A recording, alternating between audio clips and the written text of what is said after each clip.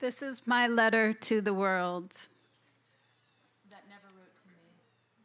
The simple news that nature told. With tender majesty. Her message is committed. To hands I cannot see. For love of her sweet countrymen. Judge tenderly of me.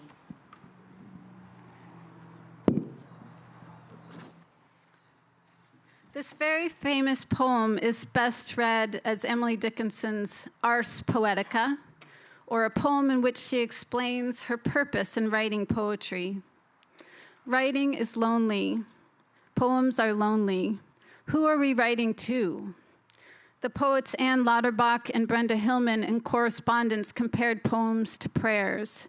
John Ashbery wrote, "Why am I telling you these things? You aren't even here." Perhaps the answer is to write poems and send or give them to people. As I see it, there are two kinds of epistolary poems: poems that are written to someone who can reply, and poems that cannot be responded to because they're never sent, written to a person who is no longer around, written to an idea rather than a person. One could make an argument that all poems are letters that cannot be responded to. Emily's letter to the world is such a poem. Her letters to her beloved sister-in-law, Susan, go in and out of verse and are collected in various forms. Harvard University Press collection highlighting 74 letters was published last year, and Open Me Carefully, which in addition to being the title of this panel, and something she wrote on a folded letter she wrote to her beloved stepsister Susan, is also the title of this collection by Paris Press, by Ellen Louise Hart and Martha Nell Smith. I've been interested in correspondence, in poetry as correspondence for a while now. In workshops, there are always one or two people we start writing to or for. At the onset of COVID, I began a shared Google Doc with Zoe and Nicole, and there are now thousands of shared pages where we write poetry and letters to one another about our joys, our struggles as poets, as women, mothers, humans in a flailing world. At one point, they took the form of letters to a Keanu Reeves bot. I've also written in collaboration with the poet Spring Ulmer and have saved and hung up letters over my desk from poet teachers and mentors for the last 30-some years. Over the summer, I taught a course on correspondence poetry through Hudson Valley Writer Center, in which we looked at the way poets like Tracy K. Smith use letters as artifacts to make poems. Jessica Coelho's Yours Creature, a collection of epistolary poems in the imagined voice of Mary Wollstonecraft. Shelley, to both the monster she created in Frankenstein and to her mother. Diane Seuss's brilliant poems in dialogue with Frank O'Hara and Keats. And the former poet Andrea Gibson's gorgeous letters to their wife and others. I asked Zoe and Nicole to join this panel because of our correspondence and because they have written such gorgeous poems in collaboration, some of which you'll hear today. And Tina was an obvious addition because of her long correspondence with poets and her amazing manuscript of poems responding to Diane DePrima's revolutionary letters. And I'll close with two short poems. The first is a letter to the imagined voice of a fairy tale character. Dear Wolf, it's been 7 years. What happened in those woods is a story that keeps changing. Sometimes you are very large and toothsome. Sometimes you are a man in uniform. Sometimes you are my grandmother. Sometimes you are me, but smaller. Wolf, I can still see you behind that tree poking out like a mushroom. Your teeth are villages unto themselves. Wolf, I was never lost, just wanted someone to talk to. I'm sorry I didn't offer you sustenance. I still don't know if you took from me or if I handed myself to you like a little ribbon. Dear Wolf, I've been bleeding ever since. A line that opened from the basket like a fish with a hooked mouth. The trees, they were tall and congregating like ants. They saw it all. Wolf, you saw something in me I can never get back. Dear W, do you still think of me and your hunger, your gnash, your on-all-fourness? I needed someone to blame, Wolf. Thanks for taking the fall. Will this letter help or hurt your sleep, your 4 a.m. truth? Wolf, if there's one thing I've learned, it's that when you leave, you're not gone. You're everywhere. Yours, Red.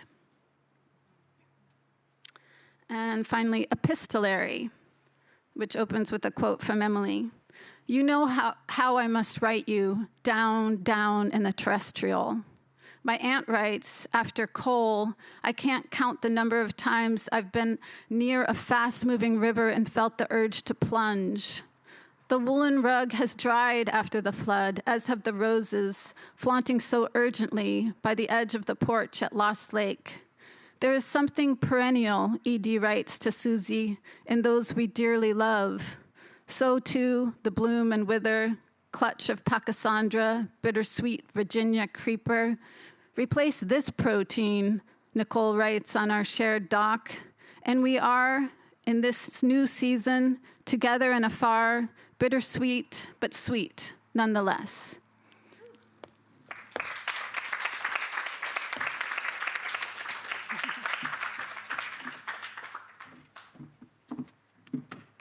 Ooh, that was great. Thank you so much for having us here. What an honor. My name is Tina, and I'm just going to put on my little stopwatch so I make sure I keep good time. Thank you so much for having us. To start, I'd just like to say my most recent book is a verse novel for middle grade young people, and it's called Are You Nobody Too? And Emily Dickinson is a prominent character and influence and appears as a ghost in this book. And I have the habit of when I finish a work, I buy myself a little something to commemorate it so I can always remember having done that. When I finished this book, I bought a necklace from a friend who makes jewelry, and it's a cloud with birds, and on the back, I had her inscribe, "This is my letter to the world." And I think that it's also, might have been talking about this, it's a little bit of ars poetica, in the sense that I think that I view all of my poems as letters to the world, as missives and dispatches from the way that I try to understand my experience and synthesize the intellectual and the emotional through language. I've had a lifelong relationship with correspondence. When I was a teenager, my best friend Sasha and I, who lived like in an adjacent neighborhood to me in New York City, she and I spent all day together smoking cigarettes on a stoop, but we also wrote each other letters, put stamps on them, and put them in the mail regularly several times a week. But we never discussed our letters. We just wrote to each other, hung out in real life, and just accumulated, boxes full of correspondence over the years. But that, I think, was probably the beginning of my understanding that I did want to be a writer, because it was this impulse of using letter writing as a bridge and as a way to have a different voice other than the voice I was using when sitting next to my friend smoking cigarettes on a stoop. And so Dickinson, my father gave me, when I was 16, the collected poems of Emily Dickinson. And that's, my character in this novel discovers Dickinson by chance in the library where she's hiding from bullies.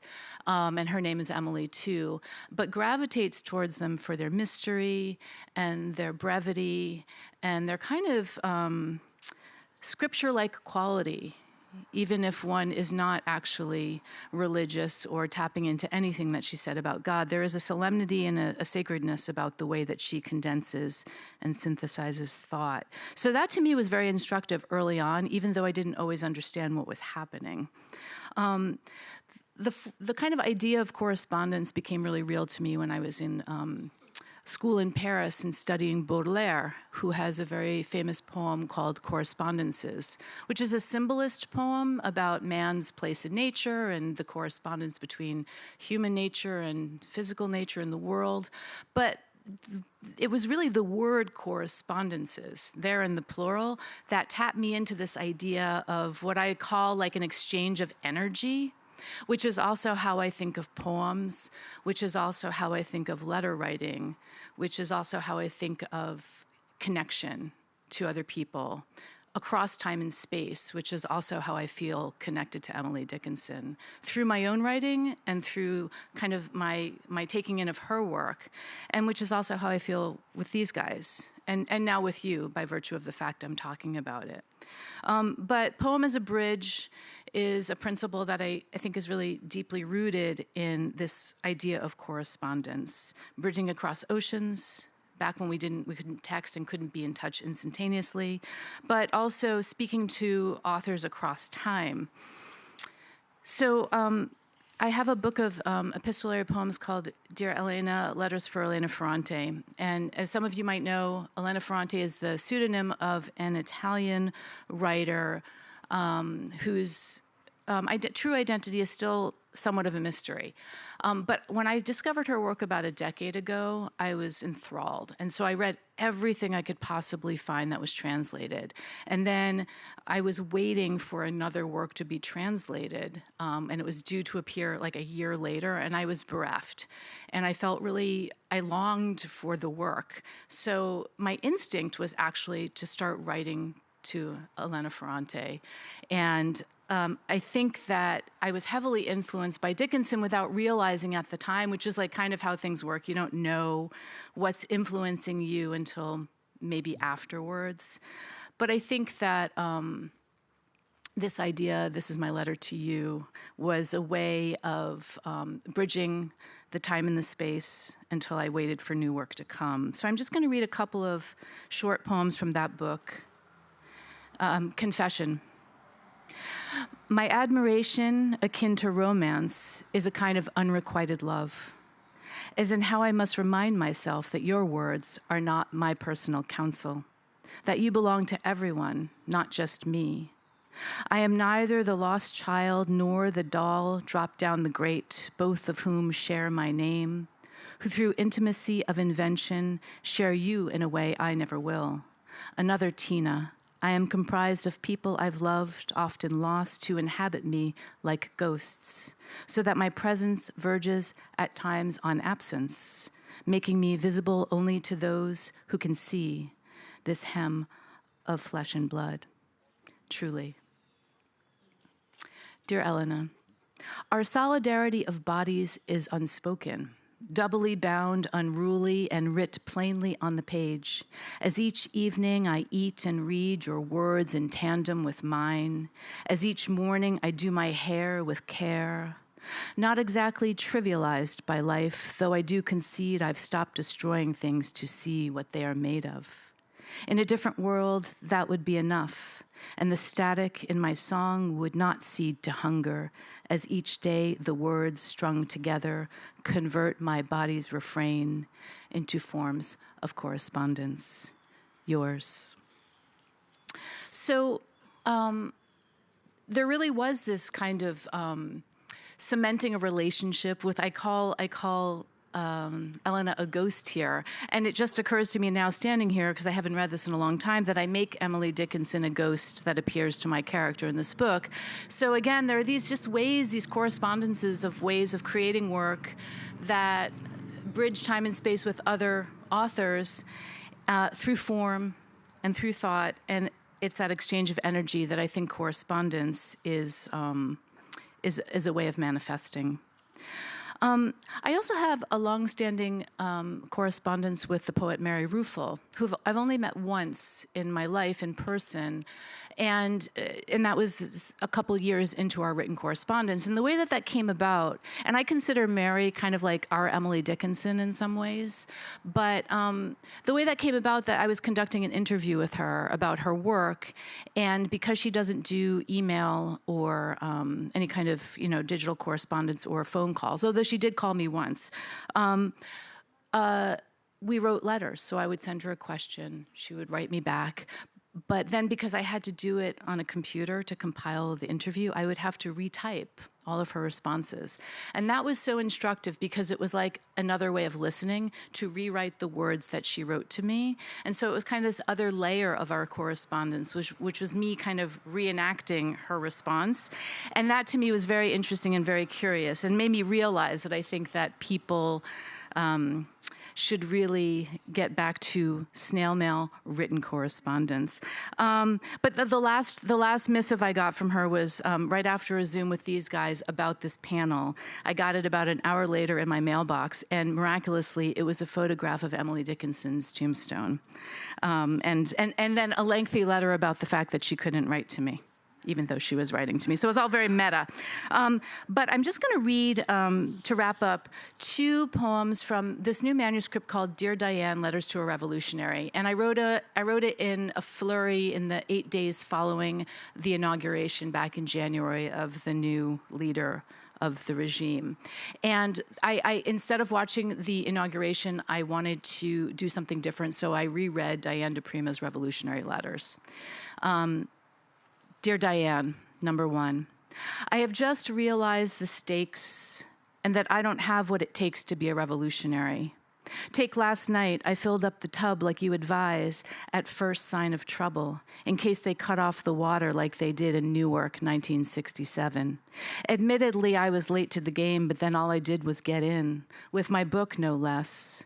Then was too despondent over the new news to even read. Simply sat there thinking about tribe, crew, community, and the healing powers of salt, wondering how on earth to keep my children warm with just my breath. Dear Diane, number 3.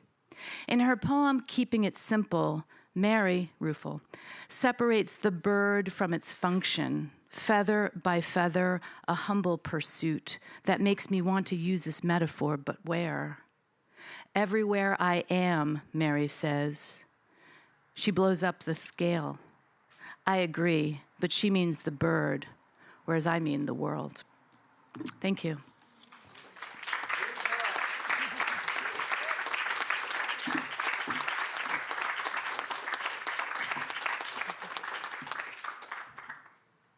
I am so excited to be here. I've been so looking forward to hearing what these 3 have to say. So it's really lovely to be in all of your company today.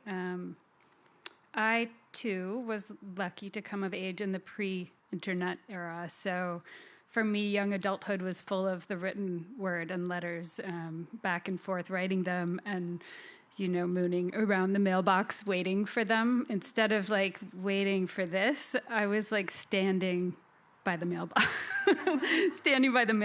And I still write paper letters, far fewer now. I think probably every poem feels like a form of correspondence in a way, sort of trying to work out the how and the what of connection. And there's something about holding another person, either a particular other that you're writing a letter to, or the reader as other, somehow made more specific by aiming what you're writing in that direction. That feels really important and somehow necessary in this sort of fragmented era that we're living in right now. Sort of a bending of one's attention to the other, to regard somebody else. It feels like a gift to both be the regarder and the regarded when we're lucky enough to get mail in our mailboxes that isn't the boring stuff. So I write a lot of actually collaborative work, mostly with Nicole. So we'll talk about that in a little bit. But I've also written a series of poems called the Ditch Letters, in which I really love the ditch, both as an idea and as a thing, a place. So I imagined the self hanging out in the ditch, writing letters to a sort of shapeless you. And during COVID, I wrote more letters than I probably had since the beginning of the internet. But I also wrote a chapbook called Via Post, which I forgot to bring with me. But you can find it as a free downloadable PDF online from 6-inch. And those are all sort of abstracted letter poems that were influenced by these huge tomes of Virginia Woolf letters that I was reading during that time. I don't know if any of you fell into a reading habit during those days, but that's what caught my fancy. So I read a thickness of letters. She writes really good letters too. I think one thing that I love most about letters is that they're artifacts. They're a physical thing. They're not just thought. They're an object. They're a thing that's representative of the body that created it, which is a human artifact moving around in an actual day. And I think an artifact holds meaning differently than then this can hold meaning, which is useful in its way. But I'm thinking of, for example, a postcard that my friend Jo wrote to me, that she had taped a poem of hers that she had written on the back of it. And I loved it so much, I carried it around in my back pocket. And I took it to Brooklyn, and it fell out. And then weeks later, it arrived in my mailbox again. Somebody had found it in the gutter. And it had seen things. It had been run over. You could see tire tread. There was like maybe some poop or something. I don't know. It was like it had lived. And so it's one of my more meaningful pieces of correspondence, actually, because it's not just the postcard. It's the poem that my friend wrote and sent. It's also the fact that this person I don't know picked it up and sent it to me. So I think there's something just really special about the livingness of a written letter. And I think even though they're very, very different writers, there's something about Dickinson's artifacts that reminds me of Grace Paley's commitment to writing at her kitchen table with the whole like clatter of her life around her. And there's something resonant about thinking about Dickinson, who is such a idea girl, as being in a body and interacting with objects and envelopes and spoons and apron pockets and things like that. So I find thinking about that, the intimacy of her handwriting, seeing her handwriting, is just endlessly fascinating to me. And I think, especially in this era of the public performance of the self, as is dictated by so many other forms of correspondence that are open to us now that weren't a long time ago, there's something about the privacy that a letter affords that feels really rare. It makes me wonder, when everything is public-facing, what happens to intimacy, what happens to our ideas of intimacy. I think I love the letter, the privacy of a letter written to a particular person, like an actual one. And also, there's a little bit of privacy in a letter poem, too. There's sort of shorthand built in that we might not be able to penetrate completely, which I love. We can read Sue and Emily's letters to each other, and we can put our own understandings over them, and we can do all of the biographical research we want, but we really can't penetrate their privacy or what they meant to each other. It's not really our business, but it's really fun to think about. Here's one of my favorites. This one is from Emily to Sue, written in the mid-1860s. This is number 113. You must let me go first, Sue, because I live in the sea always and know the road. I would have drowned twice to save you sinking, dear, if I could only have covered your eyes so you wouldn't have seen the water. I know, right? So what's wild is this kind of expression is still available to us right now.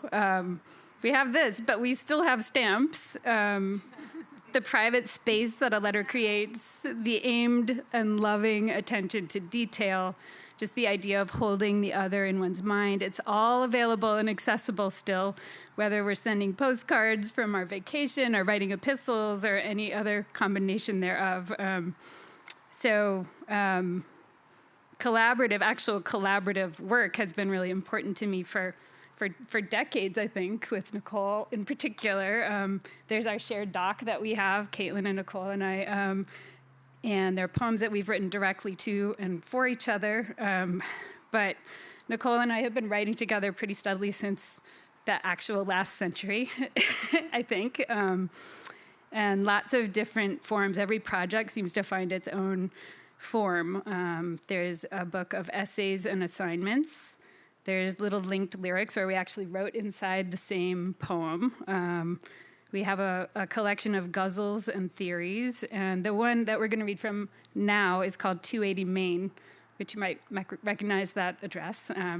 We started it soon after standing in Emily's room together last year at this festival. So it's a series of golden shovels, which coincidentally is a form created by Terrence Hayes, who will be at the festival tonight. And the way it works is The last word in each line, when you read it down the page, represents a line from the preceding poem. So this is the last 4 from that series. This one's mine, right? Yes. I think so. It's hard after we write them. It's sometimes hard to tell who wrote it. This one I think I remember. Sorry, can you hear? Yeah. Okay. We'll trade. To correspond is on occasion to respond obliquely, to make no mention of the message.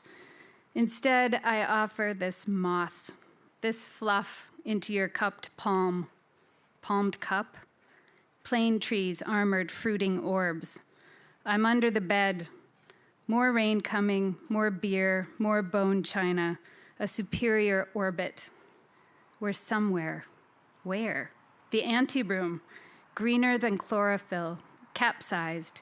It all threads together, the exploded clock, its hurled organs, the hot sidewalk, plain trailing soot. At 21, I got naked, sat in a cold fireplace. We didn't know each other yet, but soon I took a picture. Did I? Sorry. Did I ever show you? Silly, sooty, older now. What, oh, what to make? A January morning, and I have received your moth. Am grateful for your moth, your moss, your mouth. This morning I sent you something from the PO, a fluff of cloud. I'd tried to write, I love you so, but it turned into, I love you snow.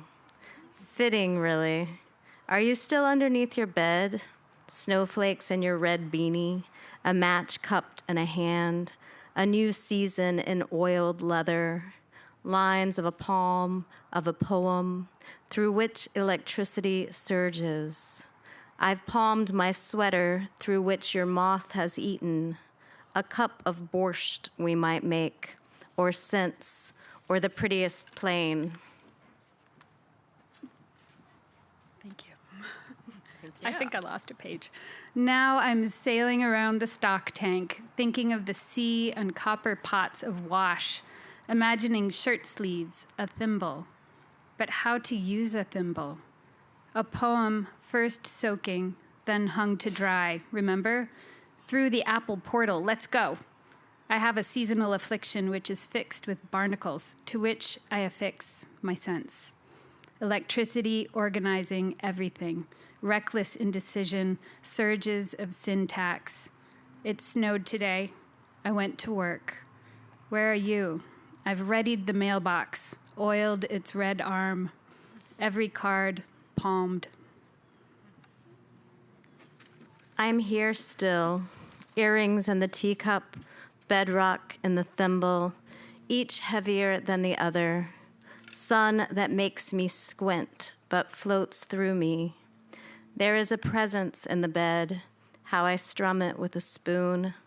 Water trembles in the pan, to bury what we can, the sky above us, the ribbon, to use the banister to pull us up the steepest stair, to reassemble a you who recognizes a me, your hair, my head, your thimble, my finger, your flowers, my garden, our walls papered with a lake, a wood, a presence and a pattern, a vining rose, a poem.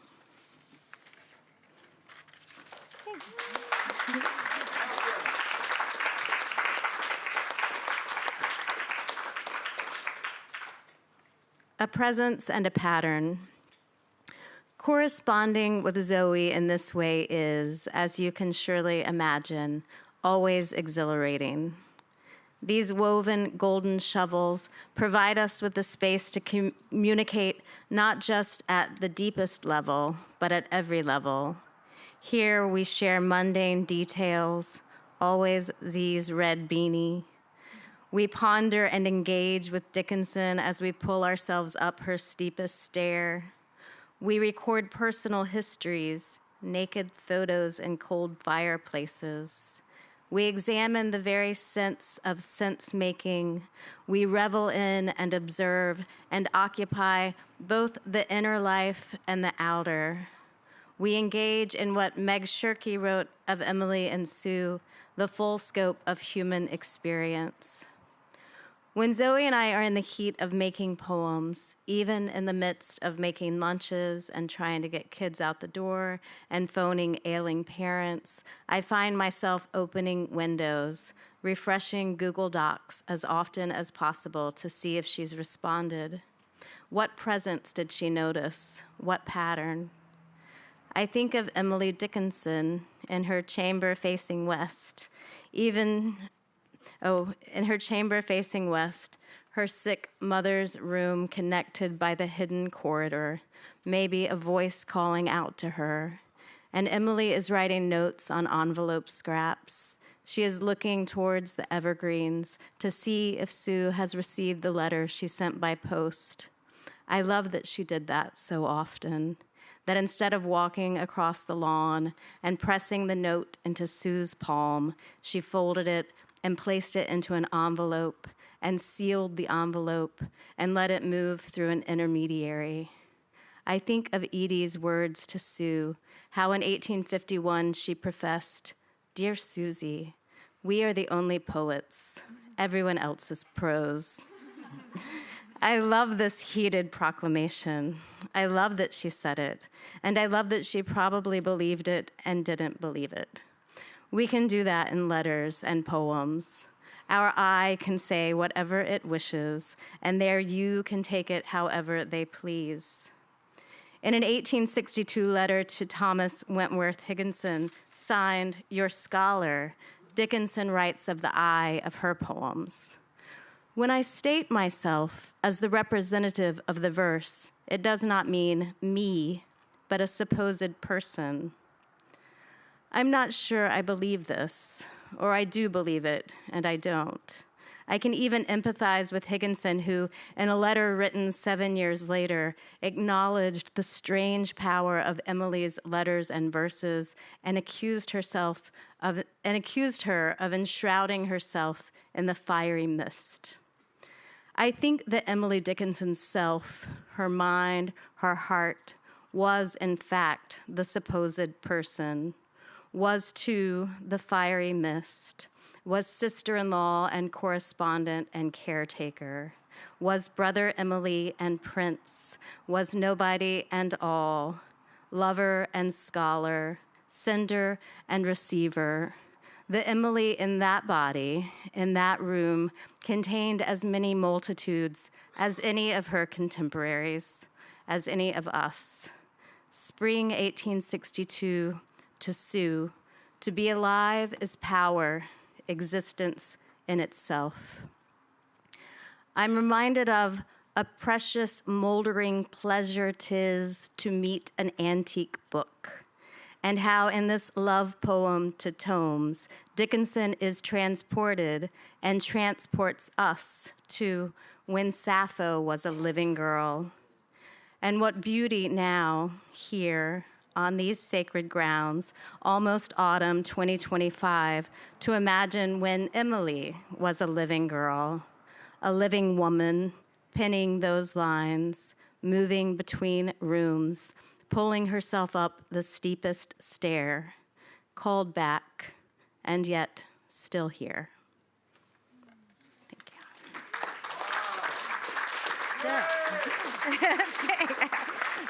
So we're gonna have a little conversation, and then we're all gonna write together. You all wanna write? Yeah. Okay, but first, are we just talking to each other, or are we taking questions? Okay, we'll take questions.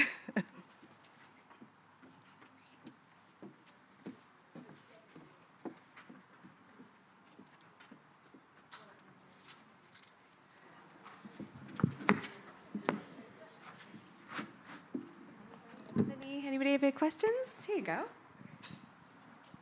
Thank you so much for that. That was wonderful.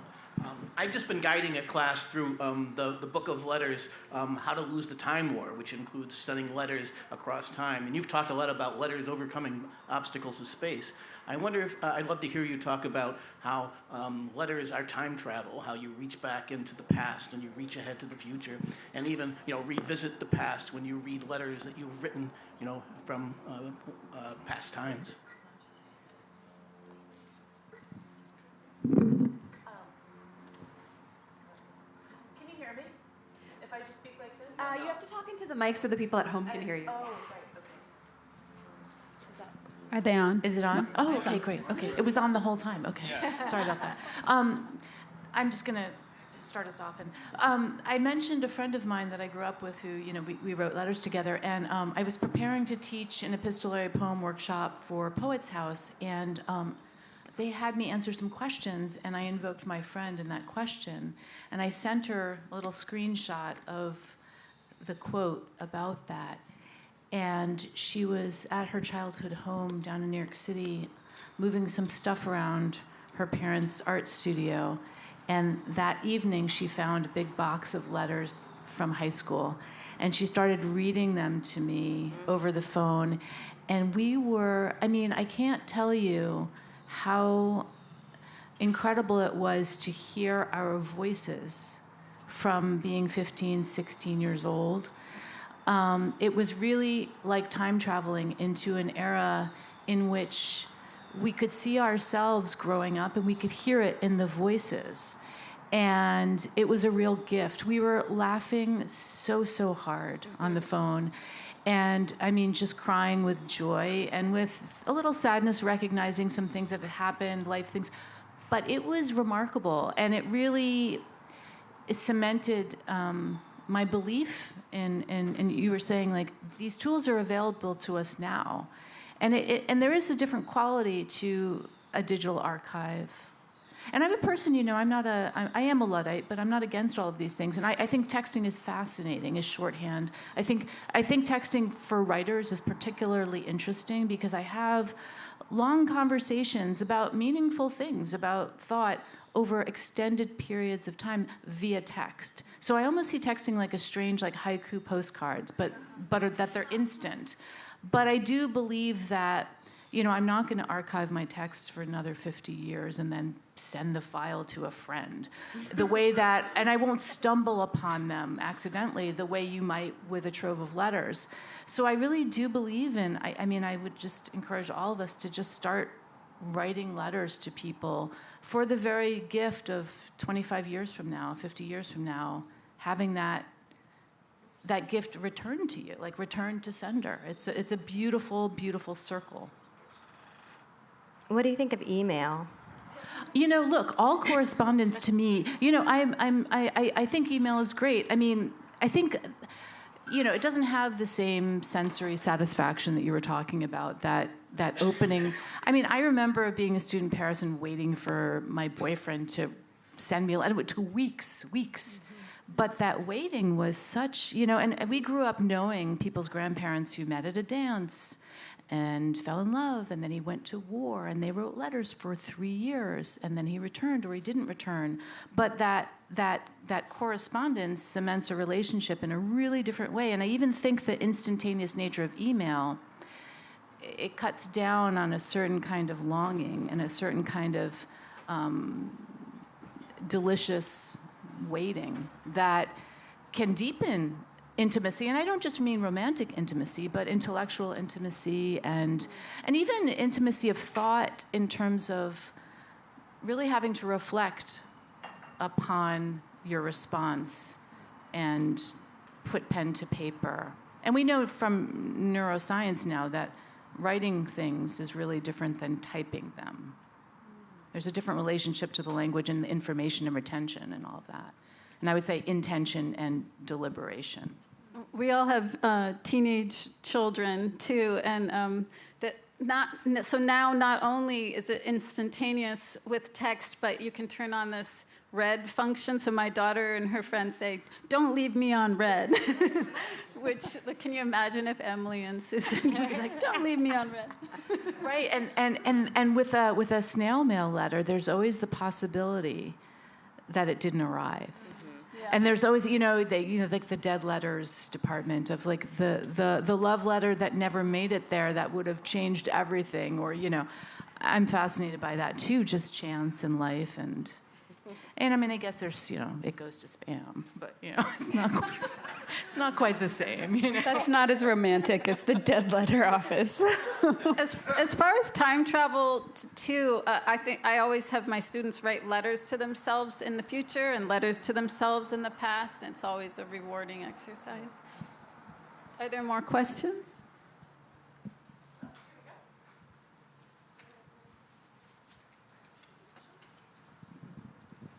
When I first came here, I was so fascinated by Emily Dickinson as someone who's written for many years and a lot of songs and performance. I found out about how she played that piano that there's a copy of inside, and that she did a lot of music in a lot of different ways. And my question was, is there any evidence of the actual songs she wrote collaborated with the actual music? I've never heard anything about that. But the fact that her poetry inspired me to actually ended up writing this song called Hope Never Stops, and I played it in this criminally insane unit for people. Some people didn't talk in 5 years, and I played and sang the song for them, and people started talking again. Miraculous things happened through the music of her poetry. And I used some of her poetry in the actual chorus, some of the words are, hope is the thing with feathers that perches in the soul and sings a song without words that never stops at all. And people would come up and say, oh my God, I felt hopeless, thank you so much. And I felt like she was still with me. And that's happened many, many times over the years, and inspired that her poetry was so transformative to so many people. Any responses to that about music and the collaboration of that to heal people? I don't know, but maybe someone here does. I don't know. I do know that, she was a cultivated young woman and who was encouraged to, her father was really encouraging of her intellectual pursuits. Not necessarily the poetry so much as what it took to be a cultivated young woman, which was music and needlepoint and knowing certain things about literature and so forth. But I don't know. I'm sure there are people out there who have also put her words to music, because people often do that with poetry, because historically and just within the body, that there's such a natural relationship. But I don't know if she ever did that. I think we have time for one more question, and then we'll move to our writing exercise. Yes? Knock, Yes? knock. Hello. There we go. Could we do 2 more questions? Because I see that you've got one, and I want to make sure we get one from the audience at home. Yeah. Okay. So this person says, I love the idea that sometimes we can say a thing as if it was true in a letter or poem, despite how much we may not believe it. I'm wondering about the poet's relationship to stating a thing in a poem as if it definitively were, despite maybe knowing how tenuous their certitude may be. Did it take a while to develop the confidence to say a thing as if it were so? Is there any inner critic who fights it as you write or revise it? Or does your imagined reader or recipient offer a safe space where the inner critic is silenced? Wow. That's a good question. Yeah. It makes me think, I think I've always sort of mixed up fiction in the writing of poetry too. So I've been lying in poems since day one, and with great confidence. So I don't think I have an inner critic for sure, but it doesn't, for me, come out in that way. Your critic doesn't censor. It doesn't censor. I mean, what's truth? Right. Anyway, but you want the poem to be true, to feel true, but it doesn't have to. You can tell it slant. You can tell it slant. Success in circuit lies. Yeah, and Too we were bright for our infirm delight. Yeah, we were just talking about the kind of, I think it was Nicole and I last night, the relationship between fact and truth. and how sometimes knowing more facts doesn't lead you closer to the truth of an experience or a thing. And so, and then who was it who was talking about the I? Yeah, so the I and the poetic I, the I of the writer versus the speaker. And there's always a little bit of distance. So even if, like, let's say a poem is first person and it really contains autobiographical elements, there is always a space there between the poet, the speaker, and the poem. And sometimes you have to lie in a poem or a piece of any kind of writing to get closer to the truth of conveying the experience. And maybe you even do that to letters to your friends. I don't know. I don't lie. I don't lie in my poems. I lie too, and I don't lie. Oh, you don't. In fact, I feel like writing them is where I find out what I think the truth is. Yeah, that's so true. I think we don't mean lying in the deceitful way. Yeah. We mean embellishing, extrapolating. I wish I could more. Yeah. But I've learned so much from your poems and from your honesty in your poems. It's helped me not be such a liar. Not be such a faker. Yeah, that was a fun question coming in from the interweb. Thank you. Oh, okay, there we go. Thank you all so much. We're all visiting from Bard College, where we lead one of the lit mags. Oh, huzzah! Yay! Okay, we'll have to talk after. But we're all some of the editors, and we were just coming also, and I'm curious hearing you all talk if, when you're corresponding, of course you're writing poems together, but also if you all are responding to in a kind of more editorial or critical way to each other's poems, and the possibilities for that and how you communicate those sorts of responses as well in your correspondence. We are very encouraging. We say things like, "Oh, you're brilliant. No, you're brilliant. No, you're a great mom. No, you're a great mom." So yeah, we don't. I mean, I'm sure there's room for the critic. I mean, sometimes I'll talk about someone's syntax. And I've sent you things, and you've been an excellent editor. So it does happen, but usually we cheerlead. Yeah, there's a time and a place for the editorial lens, I think, and it's very, very rare. Like, I sent you my manuscript, and you said mostly, "You're so smart," which was really nice.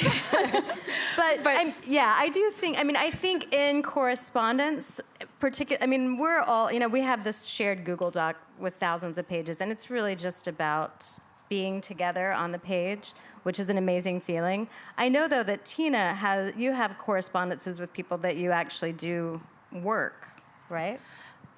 Yes. Sort of work? Yeah. With, I had several years of correspondence with a poet who we became very, very close friends quickly through the letter writing. And that was all snail mail. But then, I'd say in the past couple of years, we've stopped writing snail mail, and we're still really close friends, and now we're texting a lot. But he's become the person I reflexively send all of my first terrible drafts to. And he responds quickly and very tersely with very astute and frank editorial comments, and it's really, really helpful. But it's interesting. It's just an interesting shift in the way we've been communicating. But I was actually kind of saying the other day that I would just want to send him a postcard again and get that started. But that editorial relationship is kind of like a separate vein of our correspondence. And so I think that's true too. There are modes, modes. I would say too that the arc of revision can be really long, and it can be about just writing another poem and trying to say it better the next time or different the next time. Speaking of writing poems, did you all receive an envelope upon entry? Well, there will be some passed around. Caitlin, could you press the space bar twice? Oh, 3 times? Okay, so we're going to begin this writing prompt by, you're just going to start writing a letter in prose. One thing I've found interesting, Anne Reeve Aldrich, who was a poet, She postmarked a poem to Emily Dickinson 4 years after Dickinson's death. And I do, yeah. So you're just going to choose someone. It could be a particular person, living or dead, or you could write it to a past or future self. As Caitlin was mentioning earlier, a body part, an emotion, an abstract. Consider mentioning the weather, the name of a flower, a recent meal. Perhaps ask a question to which there is no answer. And you're going to do that for 6 minutes. And then we have more of the prompt, okay? So we're going to save the envelope for when you're drafting. So keep the envelope, but if you have nowhere to write, you could write on the other side of the envelope. Or there are more envelopes, yes. And our friends from home will be doing this too. So friends from home, if you have an envelope nearby, you can grab it.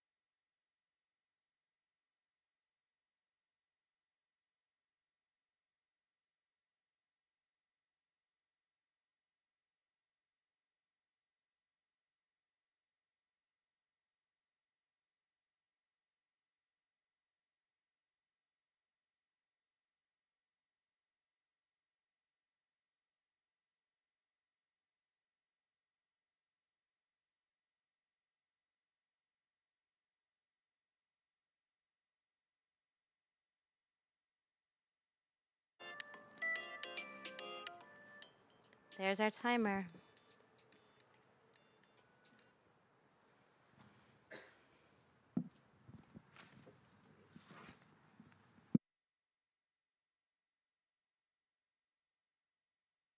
Okay, so how'd that go? Good. All right, so we have a second part of the prompt, which is, I'm going to take 3 minutes to do this. Moving from sentence to sentence through your letter, from beginning to end, circle any words, images, or phrases that strike you as having particular import in terms of music, meaning, vibrancy of message, leaving behind the words that, kind of the smaller words like the conjunctions and the prepositions, but just scan each line for the color, the sound, the emotion, all the words or phrases that jump out. When I'm doing this with students, I call them the juicy words, right? So just take 3 minutes and just circle those. It's almost like a reverse erasure. I call it an emphasis, where you're circling it because that's where you're placing the emphasis. So pull out all those juicy words for 3 minutes. And just circle them all, line by line.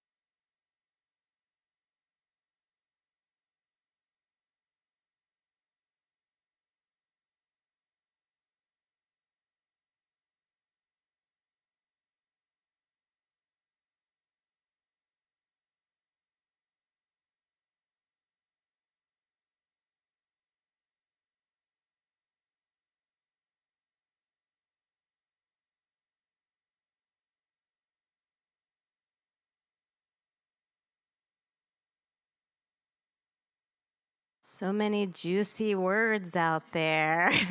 Very diligent. Can someone shout out one of their juicy words? Unfurled. Love it.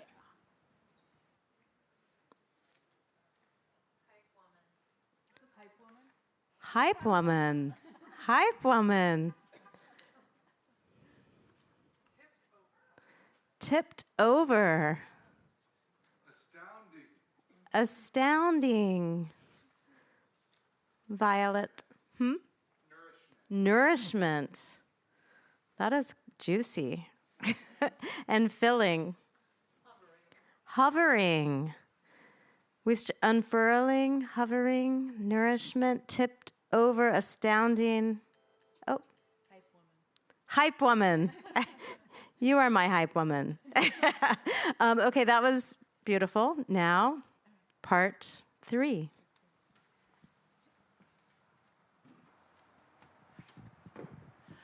Okay, so part 3 is you're going to need your envelope for this. Now, there's an envelope, and so we're going to do a la Dickinson, compose a poem from these words on your envelope. Kind of thinking of the envelope as a small canvas on which to kind of layer your words. And you can go in a different direction than your poem did. You can use these words in new ways because the configurations and the way they leap out at you might start to lead you somewhere else. So use the provided envelope. Or if you're at home, some envelope, you can just go to a bill you don't want to pay and take the envelope. As your canvas, craft a poem from these circled words that either captures or instills your initial message or takes it in another direction. And we'll do this for 5 minutes. And Brooke has more envelopes if you need one. I think we might all need one up here, Brooke. And we're just going to advance the slide once so you can see Dickinson's envelope world. Okay, good luck.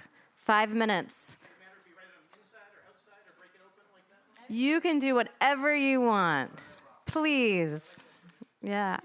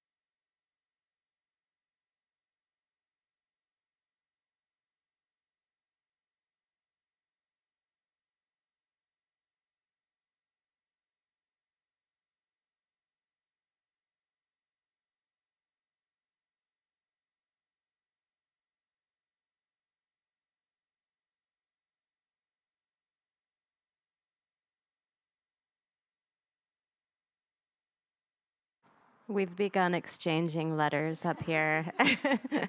We just can't stop. So just another minute, and then I think we'll have a little time to share.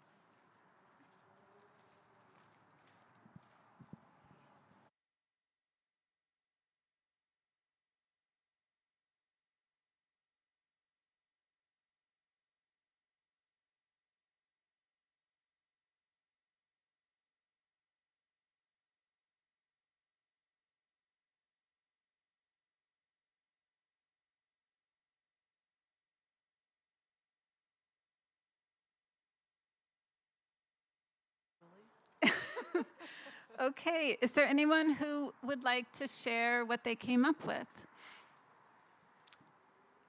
Yes. Yeah. Oh, no, we have a mic for you.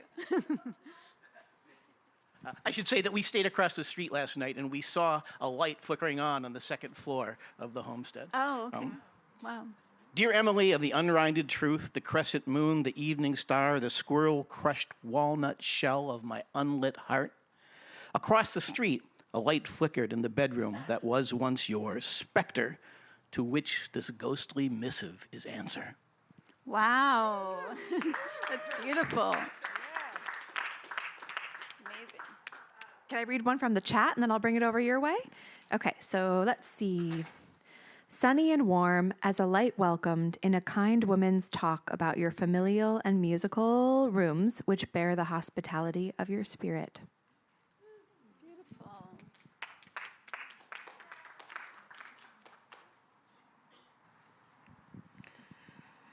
Dear anyone, light enters its own cracks and breath wavering, fallen as leaf. Watch sudden gust bursting orange, in yard, stone yellow. Oh, dear one, is enough? Beautiful.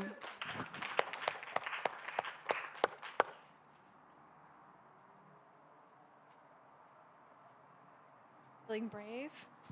I do have another from the chat.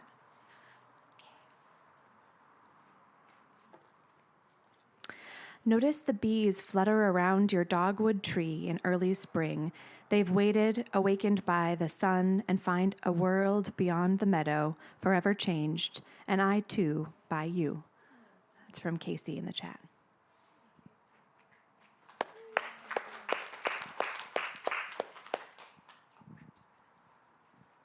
Love that person on Zoom, forever changed, and I too, by you. Yeah. Yes. Dear friend, dear locally harvested apple, dear enlightened celestial being embodied with light and humbled flesh, how are you? How is the weather, your cat, your health? Did you get to sleep easily last night? Did you go to the farmer's market today and grab coffee and perhaps an autumnal vegetable? What do you dream of? Do you think if we go back far enough, we are all ancestors with alliums? Do you think if we go forward far enough, there is a God holy enough, we can all believe it?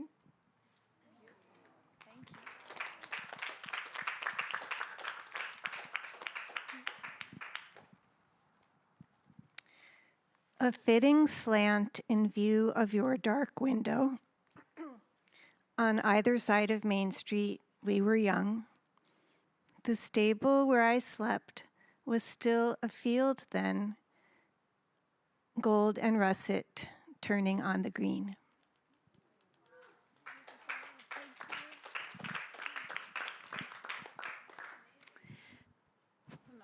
I was just going to see if there was one more from the chat to read. From Sandy, a broken boat hobbles back to shore, one engine short, after stopping to watch a giant fish feed on jellied delicacies on the Atlantic's sun-kissed surface.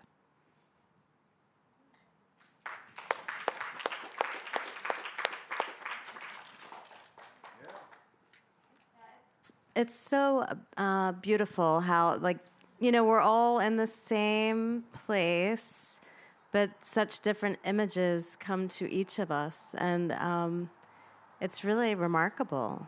And some similar ones. Yeah. So thank you all for being here. So send these to someone. Wouldn't it be great to send these to someone? Like, write your poem down and send it to a friend. I don't know. Close the loop. Yeah, I think I have stamps in my wallet. So if you want to buy a stamp, we'll be selling them after the talk. And thank you so much to Brooke and all the people at the Emily Dickinson Museum for having us. Thank you.